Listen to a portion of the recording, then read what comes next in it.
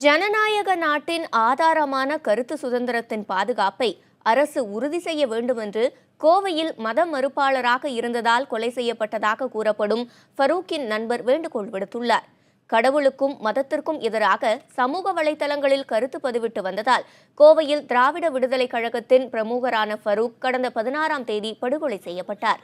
இந்நிலையில் ஒரே கொள்கையினால் ஈர்க்கப்பட்டு முகநூலில் ஃபரூக்குடன் 2 ஆண்டுகளாக பயணம் செய்து வந்த அவரின் நண்பர் புதிய தலைமுறைக்கு அளித்த பேட்டியில் ஃபரூக்கின் மரணம் மத மறுப்பாளர்களுக்கு விடுக்கப்படும் எச்சரிக்கை என்பதை உறுதி செய்துள்ளார்.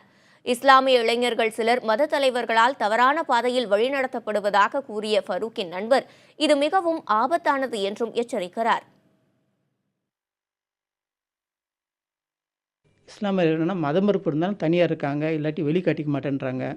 இல்லாட்டி என்ன பண்ணுறாங்க, வெளிக்காட்டலனாலும் கூட 4 பேருக்கு முன்னாடி அந்த மாதிரி இருக்கக்கூடாதுன்னு சொல்லிட்டு 4 பேரோட தொழுகு போகிறது, அந்த மாதிரி போயிட்டு மனசில் நாத்திய கருத்து இருந்தாலும் வெளிக்காட்டிக்க மாட்டுறது, அது மற்றவங்களோட போயிட்டுருக்காங்க. அந்த மாதிரிலாம் இருக்கக்கூடாது. ஏன் இந்த மாதிரி வெளி விஷயம் போடணும்? அதே நம்ம ஓப்பனாக சொல்லிட்டு போயிடலாம். அதுக்கும் நம்மளுக்கு ஒரு சுதந்திரம் வேணும்.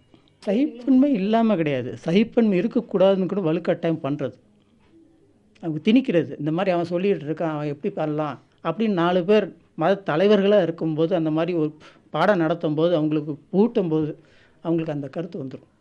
அது மிக ஆபத்தான கருத்து அது.